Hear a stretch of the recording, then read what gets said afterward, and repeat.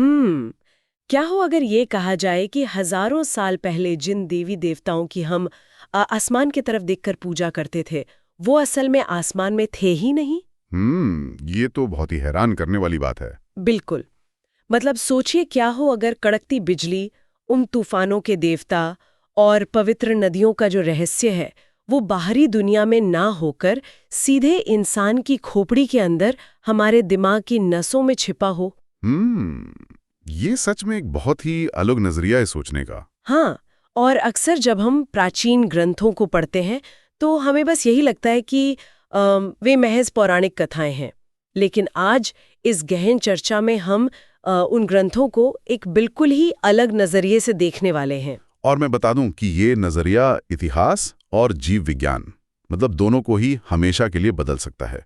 क्योंकि जब हम शरीर के भीतर झांकते हैं ना, वो किसी ब्रह्मांड से कम नहीं लगता। सही बात है। और जो बात मुझे सबसे ज्यादा चौंकाने वाली लगती है वो ये कि शायद प्राचीन विचारकों ने बिना किसी आधुनिक उपकरण के इस आंतरिक ब्रह्मांड का एक बहुत ही सटीक नक्शा तैयार कर लिया था। अरे वाह! ठीक है, तो आइए इसे थोड़ा और विस्तार से समझते हैं कि कैसे प्राचीन ऋषियों ने मानव शरीर के तंत्रिका तंत्र यानी नर्वस सिस्टम को पौराणिक प्रतीकों के जरिए समझाया है।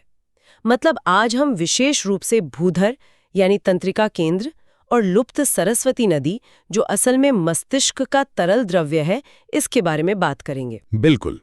और इसके साथ ही हम वृत्रासुर जो अचेतन शक्ति है और इंद्र जो कि हमारी चेतना है, इन सब के बायोलॉजिकल या कह लीजिए जैविक संबंधों की गहराई में भी उतरेंगे। तो चलिए शुरू करते हैं।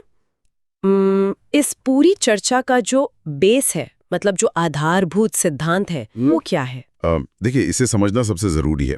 पूरा शोध है ना, वो इस विचार पे टिका है कि बाहरी दुनिया हमारे भीतर की दुनिया का ही एक रिफ्लेक्शन है या प्रतिरूप है। अच्छा, मतलब जो बाहर है वही अंदर है। एग्जैक्टली। ऋग्वेद के श्लोक जिन्हें हम अब तक केवल प्रार्थनाएं या कविताएं मानते आए हैं ना, के अनुसार वो असल में तंत्रिका तंत्र की फिजियोलॉजी यानी शरीर क्रिया विज्ञान पर लिखी गई एक प्रतीकात्मक किताब है।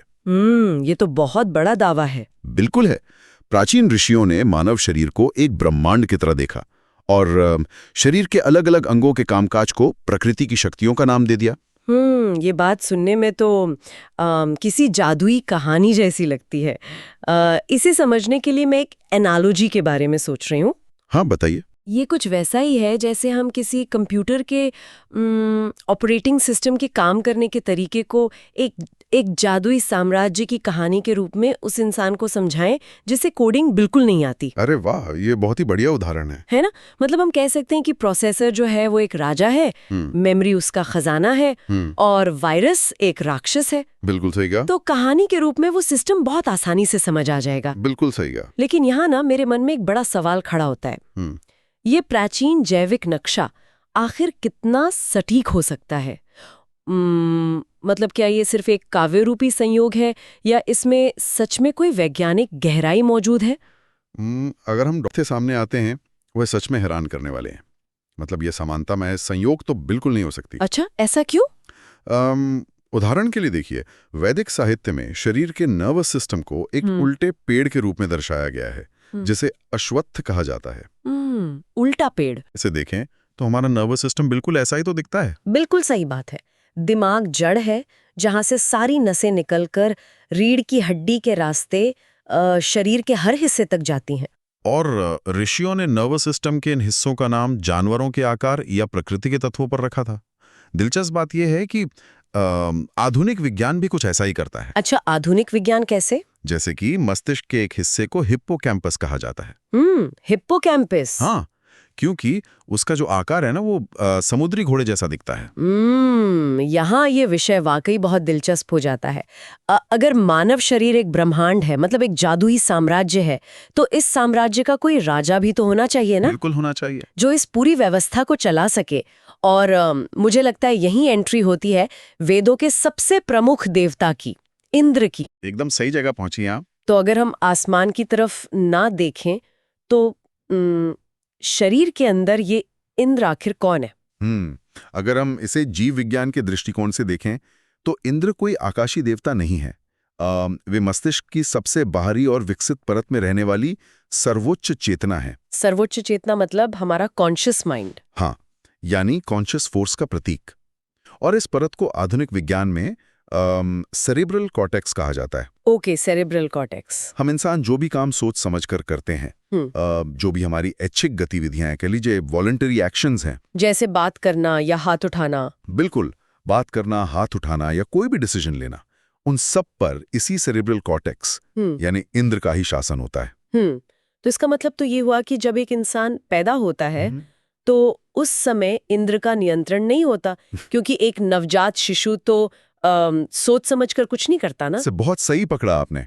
शिशु शुरुआत में केवल रिफ्लेक्स एक्शंस पर काम करता है। आवाज सुनकर चौंक जाना। एग्जैक्टली। उस समय सेरेब्रल कॉर्टेक्स पूरी तरह से विकसित नहीं होता है, लेकिन जैसे जैसे इंसान बड़ा होता है ये कॉर्टेक्स विकसित होता है और फिर शरीर की गतिविधियों पर अपना पूरा नियंत्रण स्थापित कर लेता है। इसे समझने के लिए हम एक हवाई जहाज की उड़ान का उदाहरण ले सकते हैं क्या? मतलब जब इंसान पैदा होता है तो शरीर एक तरह से ऑटो पायलट मोड पर चल रहा होता है। हाँ, बिल्कुल कह सकते हैं। सांस लेना, हृदय धड़कना, चौंकना, ये सब मशीन खुद कर रही है। लेकिन जब इंसान बड़ा होता है तो इंद्र यानी हमारी चेतना एक मैनुअल पायलट की तरह कॉकपिट में आ जाता है और सारा कंट्रोल अपने हाथ में ले लेता है। ये एक बहुत ही बेहतरीन एनालॉजी है।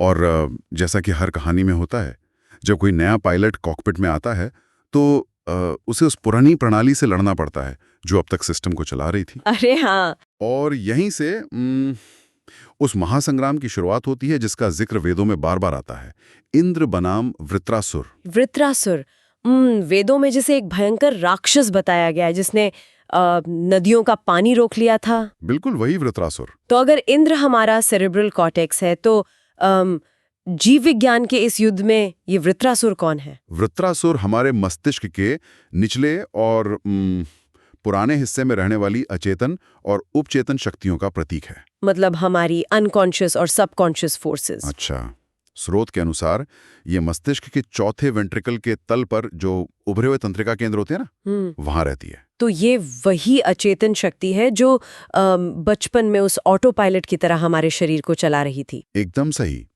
जब इंद्र यानी चेतना विकसित होती है तो उसे इसी वृत्रासुर पर विजय प्राप्त करनी होती है ताकि वो शरीर पर अपना पूर्ण कंट्रोल स्थापित कर सके। लेकिन एक मिनट, यहाँ एक सवाल है। अगर इंद्र यानी चेतना वृत्रासुर यानी अचेतन शक्ति को मार देता है तो इसका क्या नतीजा होगा? क्या मतलब? मतलब क्या इसका अर्थ ये है कि इंसान अपनी सारी अचेतन गतिविधियां खो देगा? अगर मैनुअल पायलट पूरी तरह से ऑटो पायलट के तारों को ही काट दे तो क्या सोते समय हमारी सांसें चलना बंद नहीं हो जाएंगी? ये सवाल इस पूरी चर्चा के सबसे अहम हिस्से को छूता है। स्रोत में ये बात बहुत स्पष्ट की गई है कि वृत्रासुर के वध का अर्थ उसे जड़ से खत्म कर देना या मिटा देना नहीं है। अच्छा, तो फिर वध का क्या मतलब है यहाँ? इसका अर्थ है उस पर स्थायी नियंत्रण या परमानेंट कंट्रोल स्थापित करना। हमारी अचेतन शक्तियां हमारे जीवित रहने के लिए बहुत जरूरी हैं, लेकिन अगर वे बेलगाम हो जाए ना तो वे हमें जानवरों जैसी प्रवृत्तियों की तरफ भी ले जा सकती हैं। हाँ, मतलब चेतना उस अचेतन को खत्म नहीं करती बल्कि उसे अनुशासित करती है कि किसी तरह काम होता है।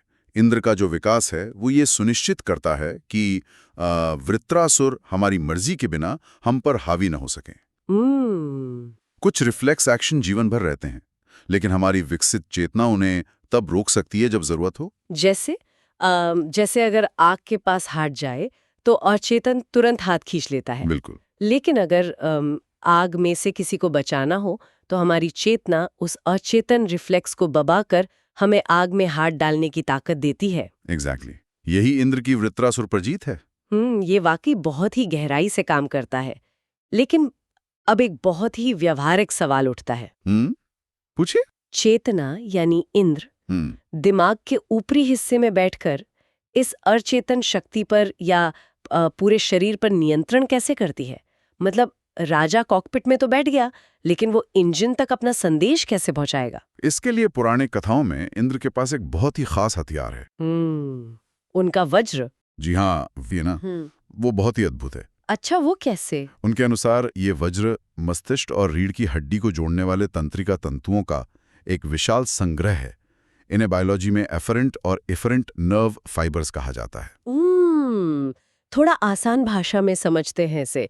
ये एफरेंट और इफरेंट फाइबर्स असल में काम कैसे करते हैं? इसे शरीर के भीतर बिछे एक टू वे हाईवे की तरह सोचिए। Two way highway? हाँ, एफरेंट फाइबर्स वो रास्ते हैं जो शरीर के अलग अलग हिस्सों से जानकारी या सिग्नल लेकर मस्तिष्क तक पहुंचाते हैं। जैसे अगर त्वचा पर सुई चुभे तो ये दर्द का सिग्नल एफरेंट फाइबर्स के जरिए दिमाग तक जाता है। और दूसरा रास्ता? दूसरी तरफ इफरेंट फाइबर्स वो रास्ते हैं जो दिमाग का आदेश लेकर मांसपेशियों तक जाते हैं और उन्हें काम करने का निर्देश देते हैं। और इन्हीं दोनों रास्तों से मिलकर बनता है वज्र। अरे वाह! ये वज्रुम वो तंत्रिका आवेग या नर्व इम्पल्स है जो इंद्र के आदेशों को पूरे शरीर में बिजली की गति से पहुंचाता है। यानी ये वज्र आज की आधुनिक high speed fibre optic cable जैसा है।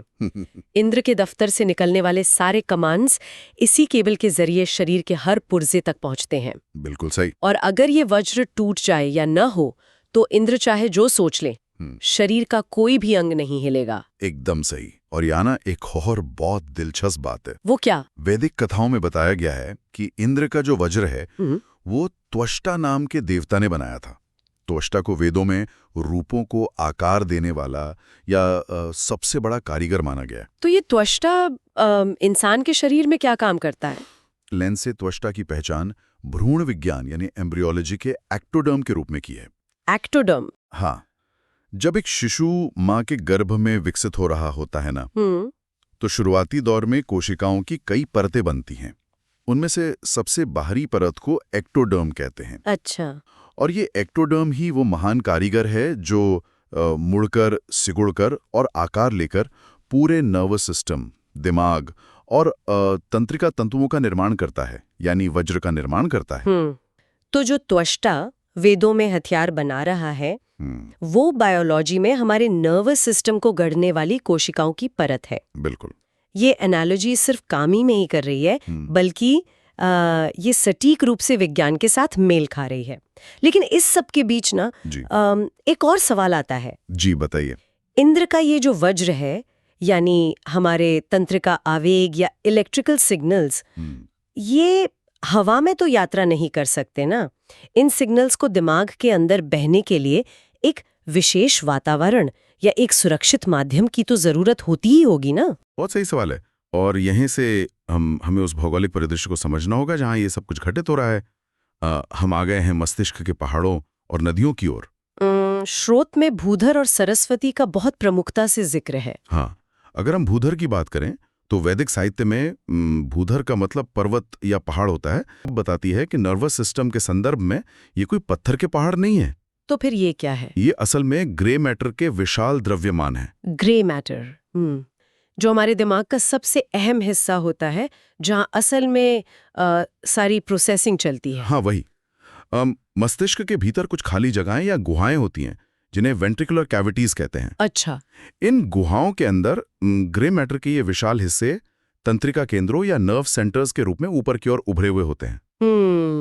जब कोई एक एनाटॉमी की किताब में इनका क्रॉस सेक्शन देखता है ना, तो ऐसा लगता है जैसे किसी घाटी में से पहाड़ों की एक पूरी श्रृंखला निकल रही हो। अरे वाह! और इन्हीं ग्रे मैटर के उभारों को ऋषियों ने भूधर या पर्वत कहा था। ये मस्तिष्क का वो ठोस परिदृश्य है जहां से चेतना और अचेतन का संचालन होता है। और अगर वहां पहाड़ है तो जाहिर है वहां से नदियां भी बहती होंगी। और यहीं प्रवेश होता है लुप्त नदी सरस्वती का, है ना? बिल्कुल सही। ऋग्वेद में सरस्वती एक बहुत ही शक्तिशाली नदी है जो पहाड़ों यानी इन भूधरों के ऊपर से बहती है। सरस्वती नदी की जो पहचान है वो उस महत्वपूर्ण तरल पदार्थ से करते हैं जो हमारे मस्तिष्क और रीढ़ की हड्डी में बहता है, जिसे हम मेडिकल टर्म्स में सेरिब्रोस्पाइनल फ्लूइड या वेंट्रिकुलर फ्लूइड कहते हैं। एग्जैक्टली। तो इस सब का असल में क्या मतलब है?